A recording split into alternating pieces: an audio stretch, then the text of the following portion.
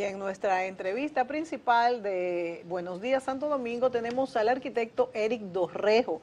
Eric, además de arquitecto, es especialista en urbanismo y ha asesorado a nuestras alcaldías sobre zonificación y tantas cosas importantes para que podamos vivir, trabajar y disfrutar de nuestra ciudad. Buenos días, Eric. Buenos días, gracias por Bienvenido. gracias por la invitación. Eric, te vemos muy activo en los periódicos, en las redes, siempre pues analizando cómo tener una mejor ciudad. Vivimos en Santo Domingo y hemos visto cómo nuestra ciudad ha cambiado. La verdad es que Santo Domingo es una ciudad muy distinta a lo que era hace 20 años. Se han criticado y alabado decisiones tomadas, ahora tenemos esta nueva ley de tránsito. Yo quisiera que tú, con tu óptica de urbanismo, analizáramos primero, pues, si tú crees que va a funcionar esta ley de tránsito para que nuestra ciudad sea más vivible. El dominicano está saliendo más a las calles, está andando más a pie, pero no porque nuestras aceras y nuestras calles sean más apropiadas, sino porque hay tal embotellamiento que llegamos más rápido si lo hacemos a pie, además de que no contamos con los estacionamientos. Por ejemplo, la ciudad colonial, que se está viendo muy linda, pero no hay donde estacionarse y la gente está dejando de bajar a la ciudad colonial. A tu juicio, como urbanista, ¿cómo calificarías el desenvolvimiento de la nueva ley de tránsito que ya entró en vigencia, que por dicho sea de paso es poco lo que hemos visto como resultado? Y qué, pues, tú como especialista ves que podemos hacer nosotros los ciudadanos y las alcaldías para que podamos disfrutar mejor de nuestra ciudad, que es tan bella, pero quizás le faltan lugares peatonales, le faltan parques, le falta arborización, que es algo muy importante, y organización principalmente? Bueno, excelente tema para tratar con los amigos televidentes. Yo quisiera destacar dos elementos como contexto. Uno, muy bien lo que tú señalas de este crecimiento. Al final de la década de los 60 éramos 500.000 habitantes. Hoy superamos los 3 millones y casi llegamos a los 4 millones, esta misma ciudad. Es la misma ciudad con las mismas calles en muchos sentidos. Es la misma ciudad con el mismo sistema de organización, pero con mucho más gente y por lo tanto con mucho más unidades vehiculares. Entonces, ese incremento de la población unido a que existe una centralización del poder político, económico, social acá, hace de Santo Domingo y de toda su zona metropolitana uno de los lugares en este momento más críticos en el tema del tránsito y transporte. Aquí existe una proliferación de medios de transporte, de unidades de transporte, de forma de movilizarse, pero todo esto de manera desordenada. Como tú muy bien lo señalas, en este año se aprobó esta nueva ley de tránsito y movilidad y transporte, la cual durante muchos años muchos profesionales hemos insistido en la necesidad de que exista una unificación en el tema institucional. Yo creo que es un primer paso.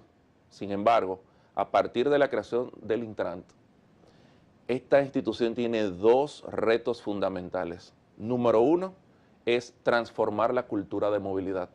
Es que el dominicano deje de pensar, y cuando cerramos nuestros ojos y pensamos en qué es el tránsito y transporte, a nuestra mente viene paros, sindicalistas, desorden, entaponamientos. Transformar esa cultura es un tema neurálgico acá. Transformarlo del modo más evidente, que es estos AMET, que tienen una visión de represión ante la sociedad, tienen que transformarse en servidores de la sociedad. Ellos están ahí sí para poner multas cuando se hace mal, pero están ahí para servir al ciudadano, para conducir una mejor ciudad.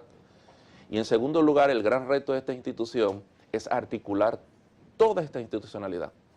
Que a mí me llama mucho la atención que cuando se designan los incumbentes, hay una directora ejecutiva y hay directores en distintas áreas. Cuidado con no caer en el mismo error de a lo interno de una misma institución, entonces tener varios caciques o tener varias direcciones ocupándose de cosas apartes. Yo creo que aquí es un tema neurálgico y esto nos ayudaría a dar los primeros 2 pasos en función de esta ley de tránsito y transporte. Ahora bien, Eric, yo no veo cómo cambiar esa cultura del tránsito en Santo Domingo si no involucramos a los ciudadanos. Y no veo que se están involucrando los ciudadanos de alguna forma, porque es como tú decías, solo con anunciar unas multas de 5 salarios mínimos, no creo que sea la forma. Las personas, los conductores están muy poco informados de en qué consiste esta ley, ni cuáles van a ser los cambios. Incluso se dice que si había una ley, ¿para qué había que hacer una nueva? Porque si no se cumplía la vieja, tampoco se va a cumplir la nueva, cosa que es cierto. Pero yo no estoy en desacuerdo con que haya una modificación de la ley, porque hay que hacer algo. El tránsito en Santo Domingo es un caos y la verdad es que tenemos que mejorarlo, pero no veo si no hay un involucramiento, tú como urbanista lo sabes, cómo poder pues disfrutar más. ¿Cómo esta ley va a modificar si no se están regulando las paradas de carros públicos, los vendedores ambulantes en las calles, los limpiavidrios, las guaguas voladoras que, así como su nombre lo dice, parece que volaran por encima de uno y uno se queda chiquitico? Entonces yo lo que digo es, la ley se está quedando muy corta en cuanto a lo que es el problema del tránsito de la ciudad. Sí, es evidente de que en esto existen 4 patas. Una de ellas es la ciudadanía, que debe educarse, que debe exigir y que debe cumplir la ley. Yo estoy completamente de acuerdo en las consecuencias y que las consecuencias sean consecuencias que nos duelan. Ahora, para llegar a las consecuencias, yo tengo que educar, yo tengo que transformar el modelo, transformar la cultura. Ese modelo y esa cultura y esa transformación parte de esta segunda pata que es el gobierno central. El gobierno central creo que ha dado un gran paso a través del Ministerio de la Presidencia y con ello, con el poder congresional, al aprobar esta ley, al impulsar la ley. Ahora hay unos retos, como te mencionaba, que deben cumplirse. Y las otras 2 patas claves en esto son los gobiernos locales y ayuntamientos, donde deben ser los involucrados en ese tema de uso de suelo que tú mencionas. ¿Y qué está pasando, Eric, con estos ayuntamientos? ¿Cómo están trabajando? Si realmente, porque una cosa es el conocimiento pleno del territorio, la zonificación, el uso de suelo, pero para esto también tiene que haber una comunicación con estas personas que viven ahí. ¿Cómo se está dando ese intercambio entre los alcaldes, los vicealcaldes y la ciudadanía para hacer cosas de uso de suelo principalmente, para definir qué es lo que se va a hacer en estos lugares y que la ciudadanía se integre? Históricamente, la relación ha sido muy mínima entre alcaldía, gobierno central en esta planificación. El Intran, al ser órgano rector de la movilidad, tránsito y transporte, debería definir políticas generales, pero mancomunado con los ayuntamientos y con las alcaldías. No todos los ayuntamientos son iguales, no todos los territorios necesitan las mismas actuaciones, de manera que la alcaldía debe jugar un papel fundamental. En estos momentos, lo que tenemos a la mano es que los ayuntamientos tienen una dirección de tránsito y movilidad. Esa dirección de tránsito debe estar articulada a un departamento específico del Intran, que es el de movilidad sostenible, y a partir de ahí deben vincularse 2 temas, uso de suelo con movilidad. Y hay muchísimos ejemplos que hemos tenido durante los últimos años y de otros países que son ideas puntuales que podrían ya comenzar a implementarse. Por ejemplo, Eric. Bueno, nosotros tuvimos una experiencia excelente cuando se creó OMSA y AMET. Y OMSA y AMET dignificaron en cierto sentido el tema del transporte colectivo en el momento en que surgió. Yo creo que hay que retomar los carriles exclusivos, iniciando por vías troncales como son la 27 de febrero y Kennedy. Yo creo que ese carril debe ser utilizado únicamente por autobuses certificados que den la operación en transporte colectivo y ahora mismo que esté vinculado al 911. Es decir, las ambulancias ahora mismo no tienen por dónde llegar con efectividad a los sitios. Estos podrían ser carriles descongestionadores para las ambulancias. ¿Por qué se perdió este concepto, esto que ya no era un concepto, esta práctica? Evidentemente, desde los años 70 hasta la fecha, hemos tenido buenas ideas, desde Onatrate, pasando por esta misma idea, pero son ideas fugaces, que cuando termina el incumbente de turno, desaparecen. Y también no se ha terminado esta conectividad con el metro y con las guaguas, que es tan importante. Vemos que ya el metro ni siquiera da abasto, que incluso ha quedado pequeño a una iniciativa que se criticó tanto y hoy en día no da abasto y tenemos problemas porque parece que no le caben mucho más vagones. Parece que no se proyectó sabiendo que iba a tener tanta demanda, no sé cómo pasó esto. Y también tenemos noticias que la segunda línea del metro está completamente paralizada, por ejemplo. Sí, el tema es que cada vagón de estos es un costo importante. Y con lo que se ha invertido aquí en tránsito y transporte, que siempre he dicho que nuestro problema no es de recursos. Aquí se ha invertido mucho dinero en infraestructura pública, en infraestructura vial, en transporte colectivo, pero no ha sido en función de una visión de lo que queremos. El metro es otra de las iniciativas que se ha podido concretizar. Sin embargo, como tú muy bien lo señalas, este metro, sin estar articulado en una red modal donde estén involucrados los autobuses, estas voladoras reguladas. Y yo soy de los partidarios que el sistema concho debe sustituirse. Totalmente. Tal como lo dice la propia ley. Pero la ley lo especifica. La ley menciona de que las unidades vehiculares deben utilizarse en función de lo que dice el fabricante.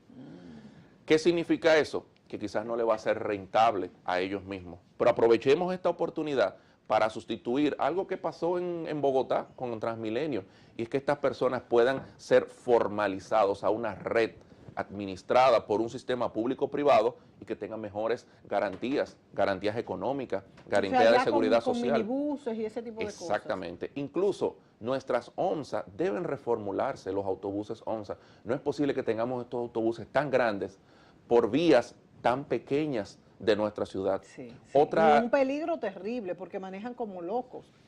También no se le va a esa gente a dar una educación especial, porque es que las voladoras y las guaguas son un peligro público. Ahora mismo no existe un orden, es decir, usted va por las calles y puede ver 3 onzas una detrás de otra. Sí. Eso no es frecuencia. Y también paralelas. Y paralelas y fuera de su carril. Sí. Yo creo que todo esto es parte del orden. Otra idea que también podría aplicarse de manera inmediata es el tema de los estacionamientos en la vía pública. Las calles no son para estacionarse. Pero tampoco hay estacionamientos. Ahí te iba. Pero entonces, yo lo que quiero que me respondan es ¿dónde quieren que uno se estacione? Ahí te iba con el siguiente planteamiento. Todas estas restricciones, carriles exclusivos, estacionamiento, tienen que darse cuando se le den alternativas al ciudadano. Claro. ¿Cuál es la alternativa que yo planteo? Número 1, las calles no son para estacionarse. En principio hay que iniciar por las vías más troncales. En segundo lugar, debería limitarse uno de los dos lados, porque en la medida en que yo ocupo 2 carriles con vehículos de ambos lados, yo estoy reduciendo a una tercera parte la capacidad de esa vía. Ahora, ¿cuál es la alternativa? Número 1, las alcaldías, que es su papel, deberían hacer un arrendamiento de espacios solares baldíos, que hay muchos en nuestras ciudades, para que esos solares baldíos se conviertan en esos puntos de estacionamiento en función de las necesidades. Ahora, ¿cómo lo arrendamos? Existen unos impuestos ante esas propiedades, unos arbitrios que hay que mantener limpios estos solares. Lo que debemos hacer es acuerdos con los propietarios y dueños para darle una exención del pago de ese arbitrio, hacer un arrendamiento de 6 meses, 1 año y generar un circuito de estacionamientos, incluso que con una tarjeta que tenga el ciudadano usted se pueda parquear, se recarga cada cierto tiempo y usted se pueda parquear en puntos que ya están preseleccionados. ¿Esto qué fomenta? Fomenta que andemos menos en vehículo privado. ¿Por qué? Porque hay personas que se desplazan quizás en las rutas del metro, que podrían dejar estacionados sus vehículos en una de esas paradas y movilizarse. Claro, pero que tampoco existen esas paradas. Que tampoco existen. Porque el que tiene un carro y va por la ruta del metro, pero tiene que llegar a la parada, no se va a ir a pie, entonces hace todo el recorrido en carro. Exacto. ¿Y qué se da ahora? Que plazas comerciales que todo el mundo las conoce, sirven como esos estacionamientos Claro, claro. Entonces donde le la están gente quitando. y le quita espacio a la misma plaza. Entonces, yo creo que hay ciertas alternativas e ideas inmediatas de la articulación del Intran con las alcaldías que podrían funcionar y de la articulación del Intran con el Ministerio de Obras Públicas. Y aquí entra el tema de la circunvalación. La circunvalación es una excelente alternativa porque ya va quitando presión a la entrada de los vehículos a la ciudad. Y estos tienen que bordear la ciudad y no recorrerla por su interior. O sea, tú te refieres a la circunvalación cuando el vehículo no va a entrar a Santo Domingo, sino que va, por ejemplo, para... Que va de sé los yo, para Alcarrizos a Cachica. Santo Domingo Este, por Sí, ejemplo. exacto. En la actualidad, Exactamente. ¿qué hace esa persona que entra a la ciudad? Y los estudios del Ayuntamiento del Distrito Nacional dicen hoy en día que además de que aquí reside más de 1 millón de personas, todos los días entra 1 millón más. Uf. Es decir, que aquí hay una gran cantidad de población. Ahora, ¿qué se necesita? Número 1, concluir la circunvalación, que faltan unos tramos por concluir. ¿Cuándo se estima que estará terminada? Bueno, yo no he visto anuncios incluso de esa continuación, Sí. pero debe de agilizarse, debe de realizarse. Pero número 2, aquí deberían tomarse en cuenta el tema de los peajes. En todas las ciudades, los peajes no se utilizan para salir de la ciudad, sino para entrar a la ciudad. El peaje es el control y es la regulación de la manera en que un vehículo que entra está pagando por circular dentro de esa ciudad, por emitir contaminación, por ocupar un espacio. Aquí deberíamos entonces, número 1, cambiar el sentido del cobro del peaje para que ese peaje que se pague sirva incluso para mejorar la contaminación que existe aquí adentro, para que la persona utilice como alternativa la circunvalación si no necesita entrar, y que al mismo tiempo el peaje que está ubicado en el kilómetro 28 pueda ser movido después de la entrada a la circunvalación, para que el que viene del Cibao y va a la Romana No tenga que pagar. no tenga que pagar y utilice la circunvalación. Sí. Y con ese esquema, Sí. los peajes en las circunvalaciones deberían de eliminarse. Porque es el fomento que yo le doy Sí, al que claro, viene claro. a que no entre a la ciudad Claro. y a que tome Sí, una alternativa. me parece una excelente idea. Entonces son alternativas que no necesitamos inversiones cuantiosas para de una manera rápida comenzar a transformar lo que es este sistema de movilidad de nuestra ciudad. Eric, en cuanto al uso de suelo y al crecimiento del polígono central en Santo Domingo, que ahora estamos dando, los ayuntamientos están dando unos permisos en altura inmensamente altos, pudiéramos decir. ¿Cuál es tu opinión? ¿Ya no nos caben más carros? Los servicios como el agua, la luz, la recogida de basura son insuficientes. ¿Cuál es tu recomendación para el polígono central en cuanto a crecimiento? El polígono central tiene actualmente una normativa que está obsoleta. Es una normativa del siglo pasado, podríamos decirlo así.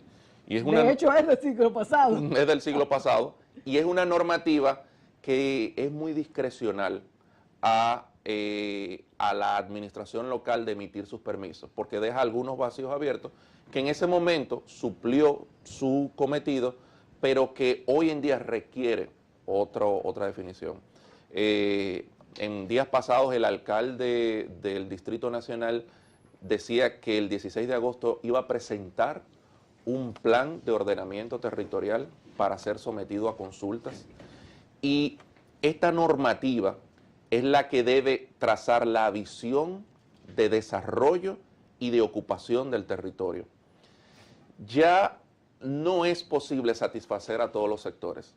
Es decir, Santo Domingo se ha transformado de una manera tal que el que quiere unidad de baja densidad y unidad en altura no pueden convivir. Y eso debe definirlo esta normativa. ¿Cuál ciudad queremos? Yo creo que Santo Domingo está preparado, y por los datos y estudios que se han realizado recientemente, para ser hogar y destino. Hogar de quienes lo habitan, pero destino porque este es el centro político, económico, financiero y social.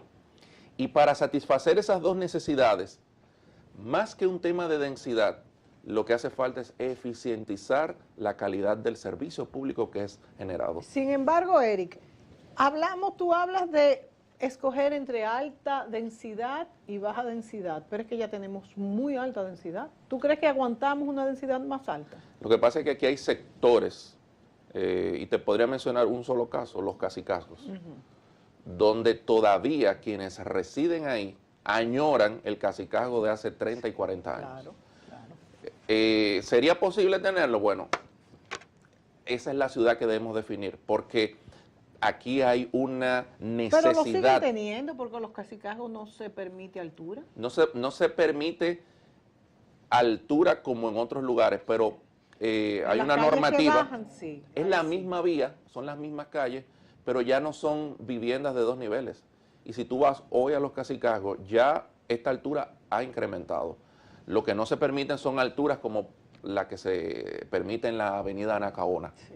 Ahora, si no tenemos servicios públicos efectivos, si no tenemos estacionamiento, si no tenemos un compromiso de la Corporación de Acueducto en suplir a las necesidades de agua, si no tenemos alcantarillado sanitario, si no tenemos la posibilidad de que hayan espacios públicos para quienes vivan ahí, ¿a qué vamos a llenar la ciudad de gente? Bueno, pero entonces lo que tenemos que hacer es hacer las cosas en orden como no se hacen, porque está creciendo la densidad poblacional, los edificios altísimos, y no hay ninguna de estas reglas que se cumplan. Y eso es posible hacerlo, porque con estos programas de identificación de solares baldíos, con arrendamiento, con incentivar a que el sector privado también invierta no solo en lo habitacional, sino en otro tipo de servicios que van a complementar la oferta, entonces sí podemos pensar en sectores de la ciudad que pueden crecer, y que pueden crecer, pero ya teniendo unos servicios básicos. Como hablamos, el tema de transporte es fundamental, es importante, y ciudades tan modernas y tan avanzadas como las europeas y norteamericanas, en sus downtown, en sus sitios centrales, tienen esa posibilidad de que aunque yo tenga el vehículo privado, pero yo puedo desplazarme por otro modo. Pero nos acordamos que esas ciudades tan agradables que tú mencionas tienen anchas aceras, tienen árboles preciosos que dan sombra y tienen otras características por las que uno puede caminar, y uno se siente tan bien que uno quisiera ir a esas ciudades nada más para caminar por sus calles, que eso no pasa aquí. Exactamente. Yo creo que el caminar en una ciudad es el símbolo de que la ciudad está saludable. Exactamente. De que la ciudad está viva. Mientras sustituimos, y aquí volvemos un poco, porque todo está conectado al tema del tránsito, de transporte y la movilidad. Mientras la balanza de inversión en el tránsito y transporte está más orientada a satisfacer las necesidades de los vehículos, en lugar que de lo peatonal, la ciudad no va bien. Esto tiene que ir a un equilibrio, y soy de los de parecer que la inversión peatonal debe superar la que son las inversiones en Tendríamos que invertir tremendamente en espacios públicos, sí, en estacionamiento, en sistemas de transporte colectivo, en mejorar, en darle preferencia a aquellos que usan el transporte, pero es ese cambio de cultura. No son cosas que se hacen de la noche a la mañana. No, para nada. Una cultura europea. Vimos cuando se comenzaron los túneles y los elevados, muchas protestas, yo diría de casi todos los urbanistas del país, porque decían que la ciudad se iba a volver incaminable, invivible, que no se iba a poder disfrutar. Y en realidad, si nos vamos a ciudades en el extranjero, vemos que las ciudades con estas características de elevados, túneles, la verdad es que es problemático pues caminarlas si no son bien estudiadas urbanísticamente, pero han facilitado el desplazamiento de un lado a otro, que no me imagino la ciudad sin esto. Entonces habría que trabajar en ambas cosas, pero ¿qué pasa? Que nuestras calles y nuestras avenidas no tienen el suficiente espacio para brindarle al peatón este confort. No, la historia reciente nos ha mostrado casos muy emblemáticos como en Madrid, como en Boston, que los elevados se han desmontado incluso. Dios mío. Es decir, que se ha sustituido para que la circulación peatonal, el transporte público, esté en primacía por encima de los transportes privados. Y yo estoy seguro que si nosotros transformamos la balanza a una inversión más hacia lo colectivo, hacia lo patronal, nosotros vamos a tener una mejor ciudad. Yo lo que no veo es el espacio para hacer esto, Eric. Bueno, mira, te pongo un ejemplo, la avenida 27 de febrero. La avenida 27 de febrero, cuando hoy comparamos con una foto de hace 20 años, la avenida 27 de febrero hace 20 años, 25 años, tenía todo un centro de arborización. Estaba llena de árboles. Y los carriles que tenemos ahora son únicamente para el desplazamiento motor. Sí. Yo creo que es posible reducir la cantidad de vehículos fomentando líneas expresas de transporte colectivo. Incluso líneas que permitan que esa acera central también pueda ser utilizado por un modo no tan caro como el metro, pero sí más efectivo, y que al mismo tiempo entonces algunos puntos específicos que no están siendo utilizados, como la zona del bulevar, ese espacio central destinarlo a transporte colectivo y tomar espacio para el aumento de las aceras. Yo estoy seguro que en la medida que el transporte colectivo sea eficiente y que todos veamos de que sí podemos utilizarlo, claro, y que sí es efectivo, lo vamos a utilizar. Claro, en otros países lo utilizamos. Y vamos a dejar nuestros vehículos privados. Claro. Cuando vamos a estas empresas, es penoso ver cómo parqueos se llenan a las 8 de la mañana y queda el vehículo ahí hasta las 5 de la tarde. ¿Qué hace ese vehículo? Sí. Simplemente desplazó a un empleado allá. Ese empleado podría ir en su transporte colectivo. Iría mucho más cómodo y economizaría más, pero no hay transporte colectivo o no hay parqueos para dejar nuestro carro cuando vamos a tomar el transporte colectivo. La verdad es que no sé, yo no sé qué tan rápido podamos tener estas transformaciones, aunque no podemos ser incrédulos, porque ha habido construcciones enormemente grandes y que en realidad han beneficiado el desplazamiento de los automóviles, pero para mejorar nuestro transporte colectivo y para mejorar el disfrute y el aprovechamiento de nuestra ciudad como peatón, no sé a qué distancia estamos en tiempo. Estamos a la primera distancia de que la institución, que hoy se forma recientemente, asuma su rol, enfrente estos desafíos y que las alcaldías también jueguen su papel, que creo que deben de mejorar sus capacidades internas y trabajar de la mano con el gobierno central. Yo creo que las alcaldías son básicas para estos cambios. Gracias, Eric. Te tendremos presente para que nos vayas informando de las transformaciones que se comiencen a realizar en la ciudad y de mano del Intram, esta institución nueva que regirá todo el transporte en nuestro país, en nuestra ciudad capital principalmente, poder pues celebrar juntos estos logros. Gracias a Eric Dorrejo, urbanista, arquitecto, y continuamos con Buenos Días Santo Domingo, que falta mucho contenido.